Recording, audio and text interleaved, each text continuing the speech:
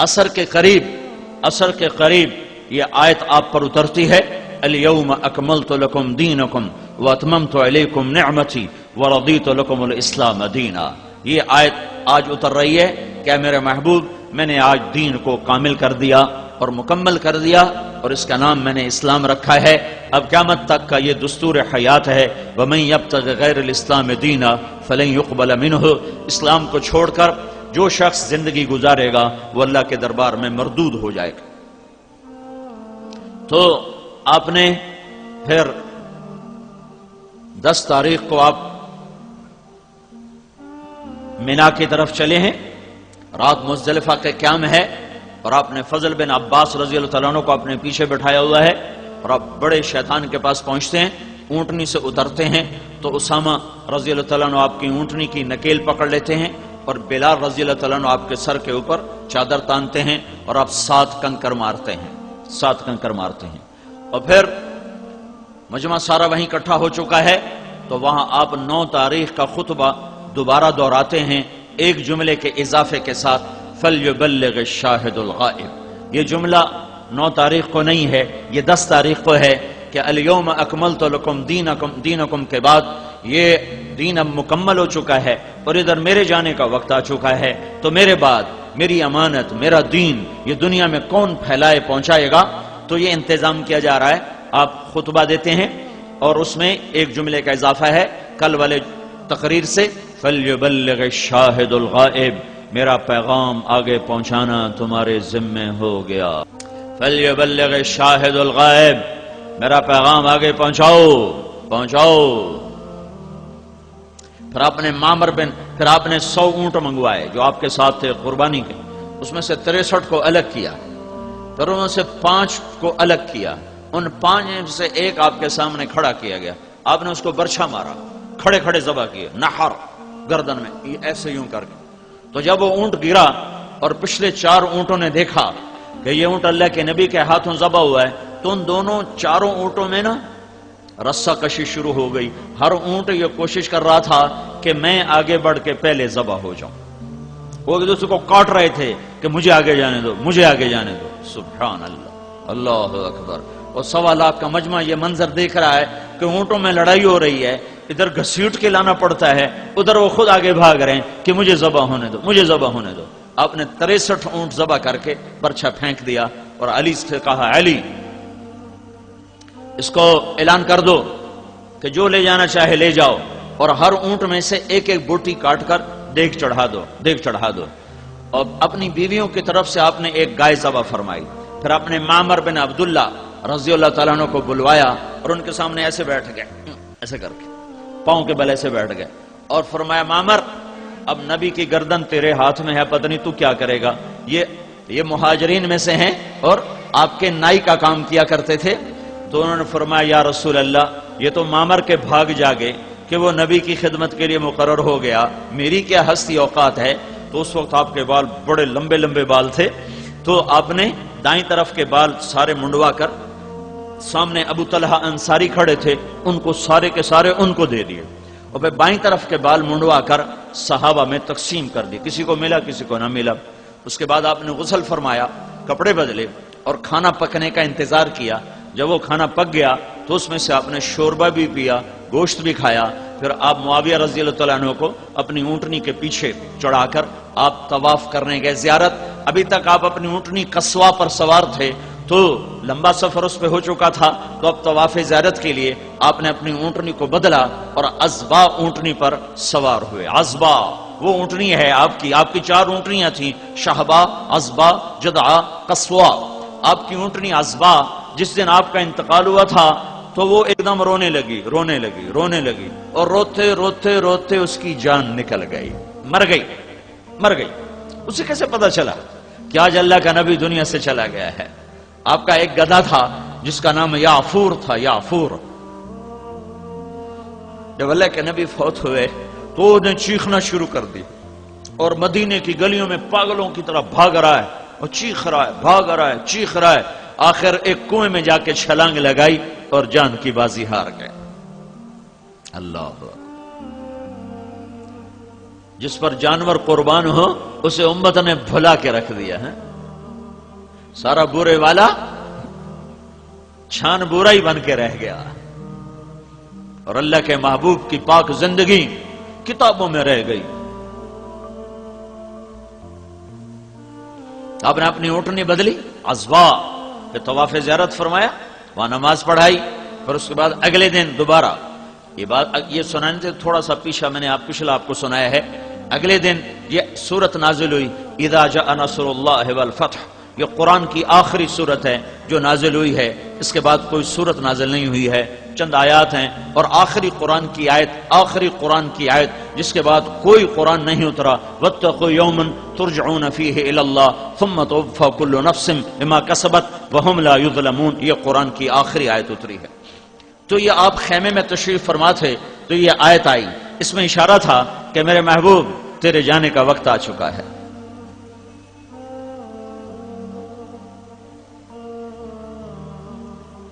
تیرے جانے کا وقت آ چکا ہے، فسبح بحمد ربک واستغفر، تیاری کرو۔ تو آپ اس دن نکلے ایک دم اس آیت کے اترنے کے بعد، اس سورت کے اترنے کے بعد، اور آپ نے جمرات کی رمی فرمائی، پہلا اور دوسرا اور تیسرا، ہر جمرے کو رمی، ہر شیطان کو رمی کرنے کے بعد آپ بیت اللہ کی طرف منہ فرما کے دعا مانگی آپ نے، اور یہ دعا اتنی دیر مانگی جتنی دیر میں سورہ بقرہ پڑھی جاتی ہے، سورہ بقرہ، یہ کوئی پونے گھنٹے کی دعا آپ نے مانگی۔ پھر دوسرے شیطان کو کنکر مارے، پھر کوئی پونے گھنٹے کی دعا مانگی، پھر تیسرے شیطان کو کنکر مارے، پھر مجمع آپ کے کچھ ساتھ تھا، کچھ خیموں میں تھا، تو آپ وہاں اپنی اونٹنی پر تشریف فرما ہوئے۔ ابو بکرہ رضی اللہ تعالیٰ عنہ آپ کی اونٹنی کے ایسے نیچے کھڑے تھے، ایسے ہی منہ کے نیچے ہی، اور اونٹنی کا لعاب ابو بکرہ کے کندھے پر گر رہا تھا، یہاں یوں گر رہا تھا، انہوں نے ایسے اونٹنی کی نکیل کو پکڑا ہوا تھا۔ تو اس میں اللہ کے نبی نے یہ جملہ بولا، ایھا الناس عسى الا تلقوني بعد عامی ھذا، جو درد ہے اس جملے میں میں تمہیں بتا نہیں سکتا ہوں۔ ہائے، مرنے والا جب حسرت سے دیکھتا ہے اپنی اولاد کو تو وہ جو بولتا ہے وہ الفاظ نہیں ہوتے، وہ دوری دھار کا خنجر ہوتا ہے جو قلب و جگر کو چیر کے رکھ دیتا ہے۔ تو آپ کو نظر آ گیا تھا کہ میرے رب نے میرے روانہ ہونے کا اعلان کر دیا ہے، تو سامنے اپنا گلشن تیار ہے، جیسے مالی گلشن کو دیکھتا ہے جو چھوڑنا پڑ رہا ہو تو کیا اس کی حسرت ہوتی ہے۔ اس ایک جملے میں جو حسرتیں ہیں میں اس پر رو تو سکتا ہوں، میں اسے الفاظ میں نہیں لا سکتا۔ ایھا الناس عسى الا تلقوني بعد عامی ھذا، لوگو یہ میری تمہاری آخری ملاقات ہے، آج کے بعد تم مجھے دیکھ نہ پاؤ گے۔ اس 11 تاریخ کے خطبے میں اب جب مینا میں عرفات میں جب آپ کو کسی بات کی ضرورت پڑتی تھی تو ربیہ بن خلف یہ آپ کے قریب کھڑے تھے، تو آپ ان سے کہتے ربیعہ لوگوں سے کہو اللہ کا رسول یہ کہہ رہا ہے، ان کی آواز بلند تھی تو کہتے لوگو اللہ کا رسول یہ فرما رہا ہے۔ لیکن آج جذبات اور جدائی کا غم اور جذبات اور محبت اور شفقت اور فراق اتنا کچھ اکٹھا ہو گیا تھا کہ جوش میں آپ کی آواز بلند ہوئی، اور کسی ترجمان اور کسی کو کہنے کی ضرورت نہیں تھی۔ 4 میل لمبی وادی ہے مینا کی، مزدلفہ کے ابتدا اور مینا کے آخری کنارے تک اللہ کے نبی کی آواز بغیر سپیکر کے جا رہی تھی، اور سننے والے جو سامنے کھڑے تھے وہ بھی ایسے سن رہے تھے جیسے آخری خیمے والا۔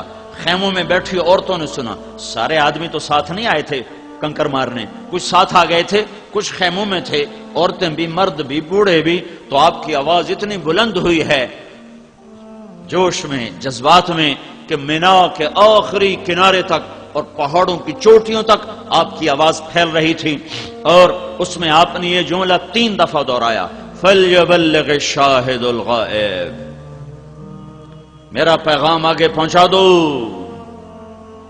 میرا پیغام آگے پہنچا دو، میرا پیغام آگے پہنچا دو۔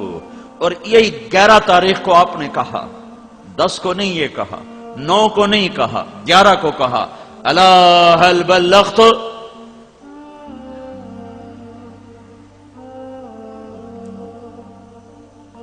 کیا میں نے اللہ کی امانت کو پہنچا دیا؟ الا هل بلغت؟ کیا میں نے اللہ کی امانت کو پہنچا دیا؟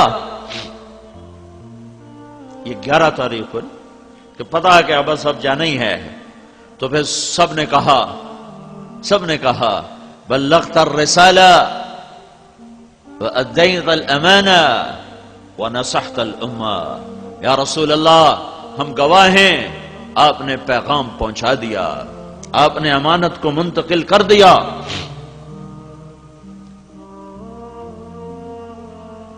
آپ نے اللہ کا پیغام پورا ہم تک منتقل کر دیا، اور آپ اپنی امت کی ہر بھلائی ہمیں بتا کے جا رہے ہیں۔ تو کہا اللہم اشہد، اللہم اشہد، اللہم اشہد۔ اللہ گواہ ہو جا، یہ کہہ رہے ہیں میں نے تیرا پیغام پہنچا دیا ہے۔ یہ 11 تاریخ کو یہ تبلیغ کا کام امت کی طرف منتقل ہوا۔ فَلْيُبَلِّغِ الشَّاهِدُ الْغَائِبُ، جاؤ میرا پیغام آگے پہنچا دو۔ یہ تبلیغ کا کام کوئی تحریک نہیں، کوئی جماعت نہیں، یہ امت کا اصل کام ہے۔ جتنے دین کے کام ہیں تبلیغ کے سوا وہ طلبگاروں کے لیے ہیں، بے طلب کے لیے اس میں کوئی پیغام۔ ابھی ظہر کے وقت ایک شخص نے مجھ سے کہا بہاڑی میں کہ میں اپنا بیٹا آپ کے مدرسے میں داخل کرانا چاہتا ہوں۔ میں نے کہا میرے پاس کوئی جگہ نہیں ہے، ایک بستر بچھانے کی بھی جگہ کوئی نہیں ہے، میں معافی چاہتا ہوں، میں داخل نہیں کر سکتا۔ دعوت ہے جس میں وسعت ہے سمندر کی طرح، جس میں اٹھان ہے بادلوں کی طرح، جس میں فیضان ہے بارش کے قطروں کی طرح، جو طلبگار پہ بھی برستا ہے، بے طلب پہ بھی برستا ہے۔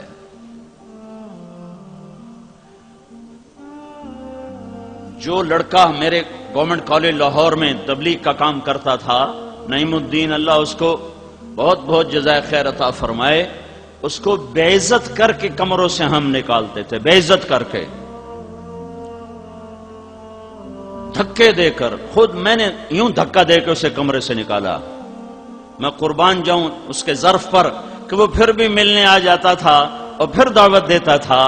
کوئی مولوی یہ کر سکتا ہے؟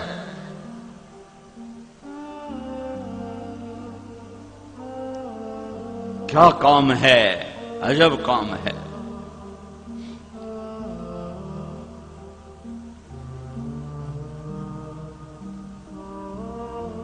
کہ سبحان اللہ، کہ گالیاں دینے والے کے بھی پیچھے جاؤ، دھکے دینے والے کے بھی پیچھے جاؤ۔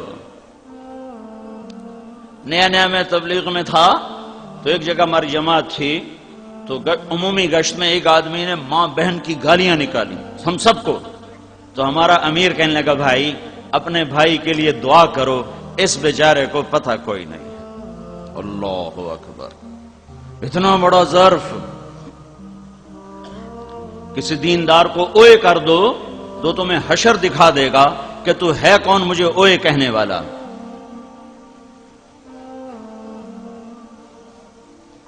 تو میرے بھائیو، 11 تاریخ کو یہ ذمہ داری امت کی طرف منتقل ہوئی ہے، بڑے تزک و احتشام کے ساتھ، بڑی آن بان کے ساتھ، بڑی ٹھاٹھ باٹھ کے ساتھ، اور سامنے صدیق بھی ہے، اور سامنے وہ بھی ہے جس نے آج اللہ کے نبی کو دیکھا ہے اور اس کے بعد ساری زندگی پلٹ کے نہیں دیکھا۔ اس چھوٹے درجے کے صحابی سے لے کر صدیق، عثمان، علی، فاروق جیسے کھڑے ہوئے ہیں، اور سب کی طرف یہ پیغام منتقل ہو رہا ہے کہ میرے پیغام کو دنیا میں پہنچا دو۔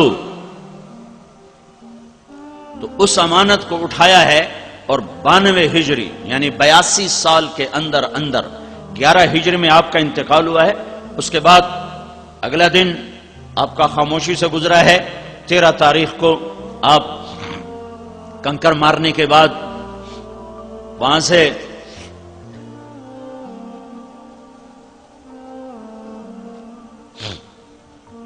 رات آپ نے وادی ابتا میں آ کے قیام کیا ہے، اور تہجد کی نماز کے وقت آپ نے جا کر طواف زیارت فرمایا ہے، اور پھر فجر کی نماز آپ نے حرم میں ادا فرمائی ہے اور سورہ والطور کی تلاوت فرمائی ہے، اور 14 کی صبح کو آپ مکہ سے نکلے ہیں۔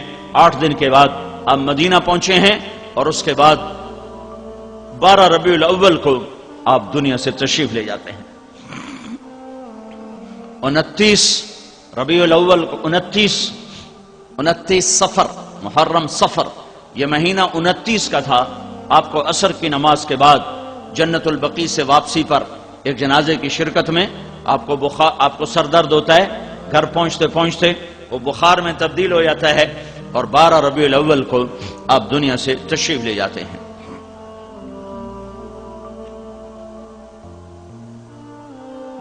آپ کے جانے میں 5 دن باقی ہیں، 5 دن باقی ہیں، تو آپ فرماتے مجھے غسل دیا جائے۔ آپ کو غسل دیا گیا 7 کنووں کے پانی سے۔ اس کے بعد آپ نے پگڑی کو پٹی کی طرح باندھا، کس کے، سر میں درد تھا، اور علی و عباس کے کندھوں پہ ہاتھ رکھ کر آپ ممبر پہ تشریف فرما ہوئے۔ مسجد بھری ہوئی ہے، آپ نے فرمایا لوگو میں ایک زمانہ تم میں گزار کے جا رہا ہوں، میں نے کسی کا حق مارا ہو، میں نے کسی کو تھپڑ مارا ہو، میں نے کسی کو بے عزت کیا ہو، تو یہ میں حاضر ہوں، مجھ سے بدلہ لے لو، آخرت میں میرے خلاف دعویٰ نہ کرنا، یہاں میں حاضر ہوں، میرا مال، میری جان، میری آبرو، یہاں بدلہ لینا تو لے لو، آخرت میں میرے خلاف دعویٰ نہ کرنا۔ تو صحابہ مسجد میں چیخ چنگاڑا مچ گیا، لیکن آپ یہ مسلسل مطالبہ فرماتے رہے، اور ادھر سے مسلسل آہو بکا کی آواز تھی۔ پھر آپ ممبر سے اترے، آپ نے ظہر کی نماز پڑھائی، اور ممبر پر بیٹھ کر پھر آپ نے اپنے بات کو دہرایا کہ میں حاضر ہوں، مجھ سے بدلہ لینا ہے لے لو، کوئی مطالبہ ہے تو کر لو۔ تو ایک صحابی کھڑے ہوئے، یا رسول اللہ آپ نے میرے 3 روپے دینے، 3 روپے۔ تو آپ نے فرمایا کس بات کے دینے ہوں گے، پر کس بات کے ہیں؟ تو اس نے عرض کی یا رسول اللہ ایک سائل آیا تھا، تو آپ کے پاس تھے نہیں، تو آپ نے مجھے فرمایا تھا، تو آپ کی جگہ میں نے دیے تھے۔ کہا ہاں ٹھیک ہے۔ پھر آپ نے کہا فضل عباس کے بیٹے بڑے، فضل میرا قرضہ تمہارے ذمہ ہے۔ کہا یا رسول اللہ میرے ذمہ ہے۔ اس کے بعد آپ تشریف لے گئے ہیں، اور آپ نماز کے لیے آ رہے ہیں۔ جمعرات کو عشاء کی نماز کے لیے آپ اٹھے اور پوچھا نماز ہو گئی؟ کہا جی آپ کا انتظار ہے۔ آپ اٹھنے لگے تو غش کھا کے گر گئے۔ پھر تھوڑی دیر بعد ہوش آیا، تو آپ نے فرمایا نماز ہو گئی؟ کہا یا رسول اللہ آپ کا انتظار ہے۔ پھر آپ اٹھنے لگے، پھر غش آ گیا، پھر بستر پر گر گئے، پھر تیسری دفعہ اٹھے، پھر فرمایا نماز ہو گئی؟ کہ نہیں یا رسول اللہ آپ کا انتظار ہے۔ تو پھر آپ نے فرمایا ابو بکر سے کہو کہ وہ نماز پڑھائے۔ آج نبی کے مصلی پر غیر نبی کھڑا ہونے والا ہے۔ دنیا کی تاریخ میں یہ پہلی دفعہ ہونے لگا ہے کہ نبی کی جگہ پر غیر نبی آنے والا ہے۔ غیر نبی تو ایویں نہیں آ سکتا، بغیر انتخاب کے نہیں آ سکتا۔ تو ابو بکر پچھلی صفوں میں تھے، عمر پہلی صف میں تھے، تو لوگوں نے یوں سمجھا کہ نماز پڑھانی ہے، انہوں نے عمر رضی اللہ عنہ کو مصلی پہ کھڑا کر دیا۔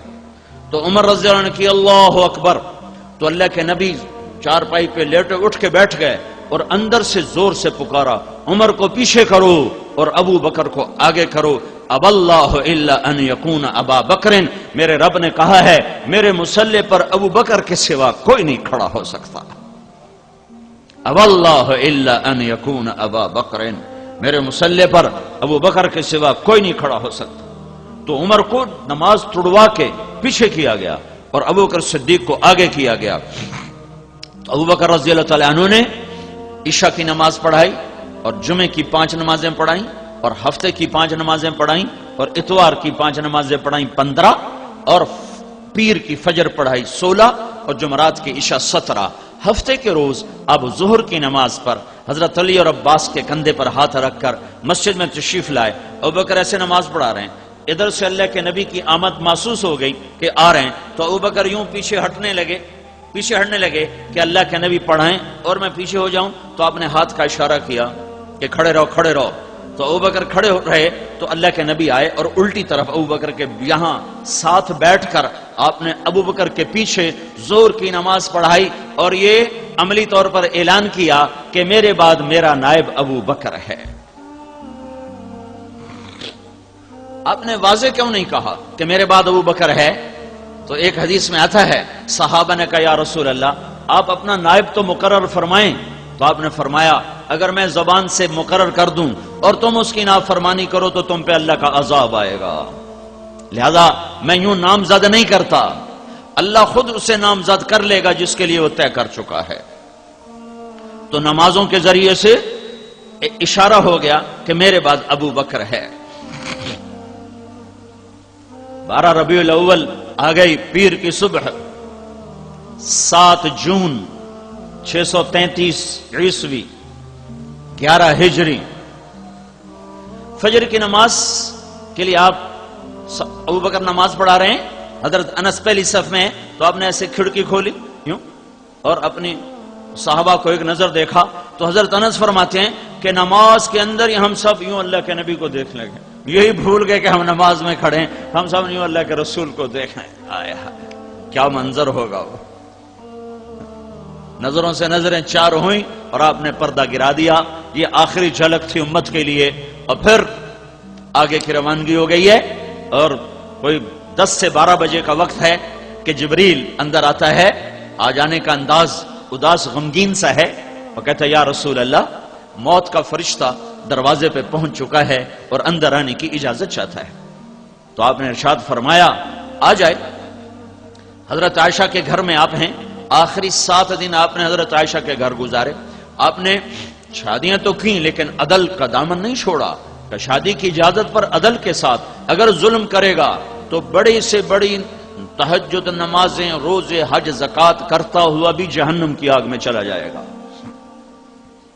تو آپ روزانہ پوچھتے، حضرت عائشہ کے گھر سے بیماری شروع ہوئی اور اگلے دن گزرا حفظہ، اگلے دن گزرا ام حبیبہ، اگلے دن گزرا ام سلمہ، اگلے دن گزرا میمونہ۔ تو آپ روزانہ کہتے کل کس کی باری ہے، کل کس کی باری ہے؟ تو اس سے ساری امہات کو اندازہ ہو گیا کہ اللہ کے نبی عائشہ کے پاس ٹھہرنا چاہتے ہیں۔ تو جب حضرت میمونہ کے گھر پہنچے اور آپ نے فرمایا کل کس کی باری ہے، تو پھر ساری بیگمات جمع ہوئیں، کہا یا رسول اللہ ہماری طرف سے اجازت ہے، آپ عائشہ کے گھر میں قیام فرمائیں۔ تو آپ نے اپنے اختیار کو استعمال نہیں کیا، امت کو پیغام دیا کہ یوں عدل کیا جاتا ہے۔ تو پھر آپ حضرت علی اور عباس کے کندھے پر ہاتھ رکھ کر آپ حضرت عائشہ کے گھر تشریف لے گئے، پھر وہاں سے پھر اللہ کے پاس گئے ہیں، باہر نہیں نکلے ہیں۔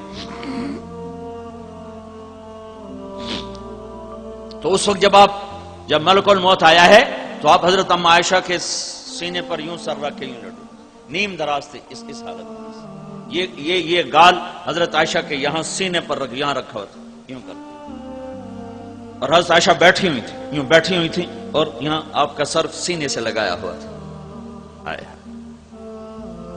کیا ماں ہے جس کی گود میں اللہ کے نبی اللہ کے دربار میں پیشی دے، جس کا گھر اس کی آرام گاہ بنے، جس کے گھر میں روزانہ 70,000 فرشتہ صبح سے شام تک تسبیح پڑھے سلام پڑھے، پھر شام کو نیا 70,000 آئے اور شام تک درود و سلام پڑھے، تو کیسا گھر ہوگا؟ تو ملک الموت اندر آ کر کہتا ہے السلام علیکم یا رسول اللہ۔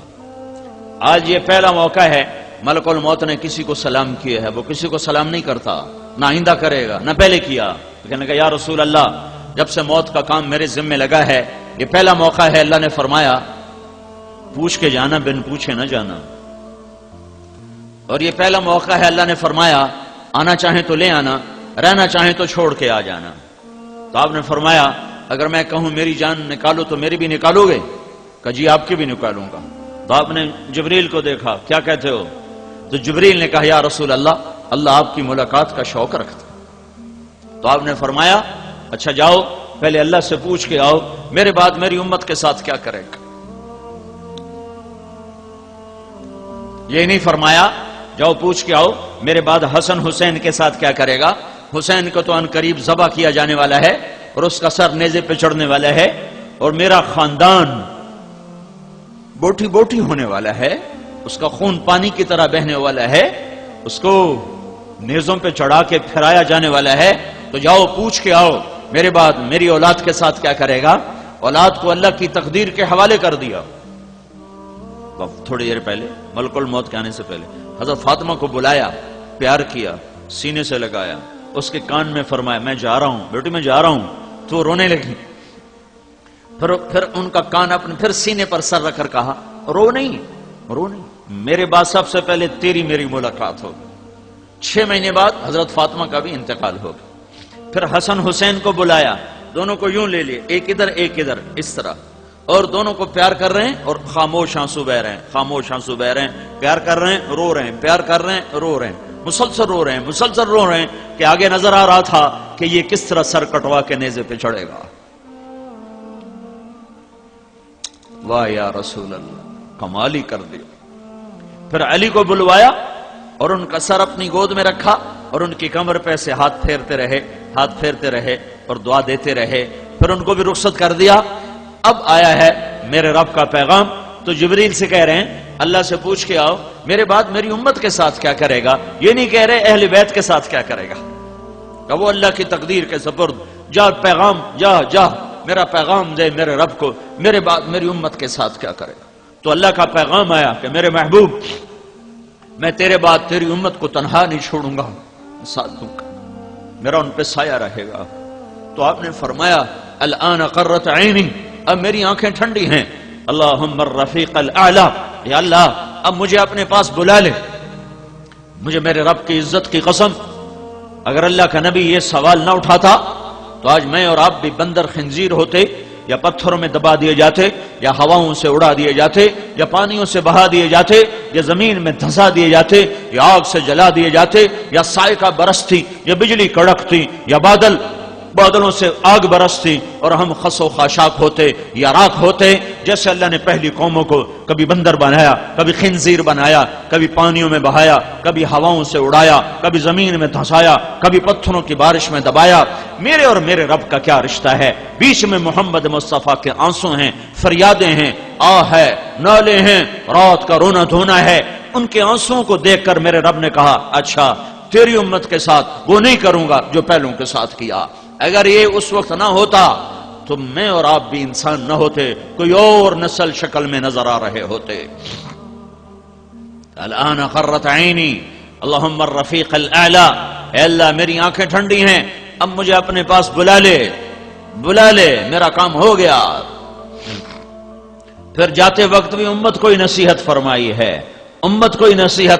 ہے، سارے دین کا خلاصہ 2 باتیں، الصلاۃ وما ملکت ایمانکم، اے میری امت ایک نماز نہ چھوڑنا، اور آپس میں سلوک رکھنا، ماتحتوں سے سلوک رکھنا، غریبوں سے سلوک رکھنا، آپس کا سلوک نہ خراب کرنا۔ حجۃ الوداع کا سارا خطبہ اخلاق ہیں، اخلاق، نماز کا ذکر نہیں، روزے کا ذکر نہیں، تسبیحات کا ذکر نہیں، تلاوت کا ذکر نہیں، عبادات کا ذکر نہیں۔ عرفات کا اور مینا کے دونوں 10 کا 11 کا 9 کا یہ تینوں خطبوں ساری کتابوں سے ڈھونڈ کر جب میں نے اس کا خلاصہ نکالا ہے تو سارے کا سارا اخلاق پر ہے، عبادات پر نہیں ہے، اخلاق پر ہے کہ سب سے زیادہ یہ امت گھاٹا کھائے گی، اخلاق میں گھاٹا کھائے گی۔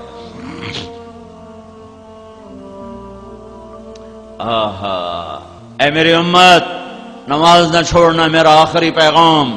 بورے والے کے 95% لوگ نماز چھوڑ گئے، پاکستان کے 95% لوگ نماز چھوڑ گئے۔ 100 میں 5 یا 10، زیادہ 10 لگا لو، 100 میں 10 آدمی نمازی ہوں گے مرد عورت میں، ورنہ چھوڑ گئے سب۔ اور اللہ کے محبوب کی آخری وصیت الصلاۃ، نماز نہ چھوڑنا۔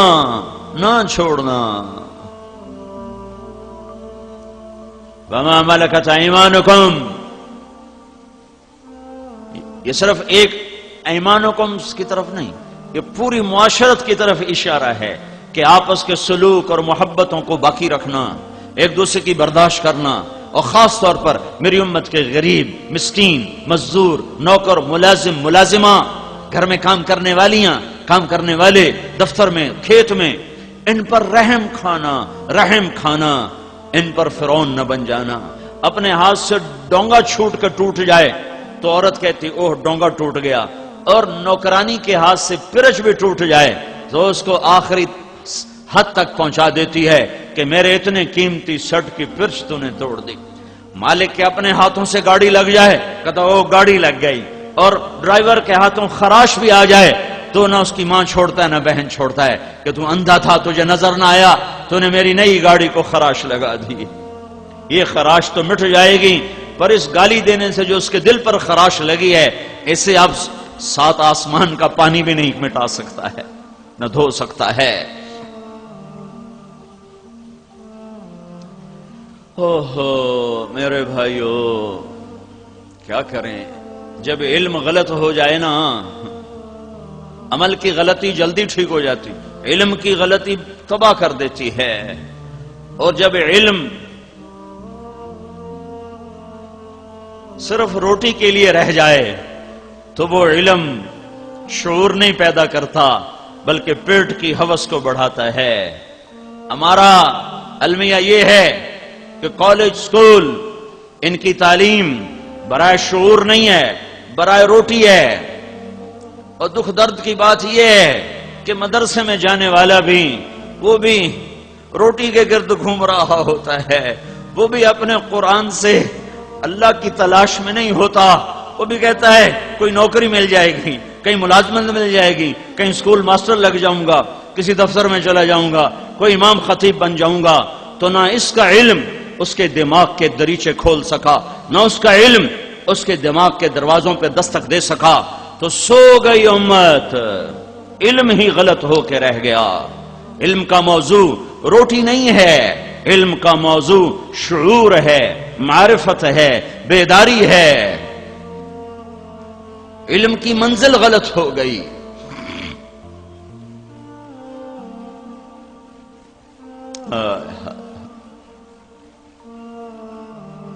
تو میرے نبی نے دنیا سے جاتے بھی دعوت ہی دیتا چلا گیا ہے، دعوت ہی دیتا، الصلاۃ وما ملکت ایمانکم، جاتے جاتے بھی تبلیغ ہو رہی ہے، جاتے جاتے بھی دعوت دی جا رہی ہے، اور پیغام دیا جا رہا ہے کہ مرتے مرتے بھی کرتے جاؤ، اللہ کا پیغام سناتے جاؤ۔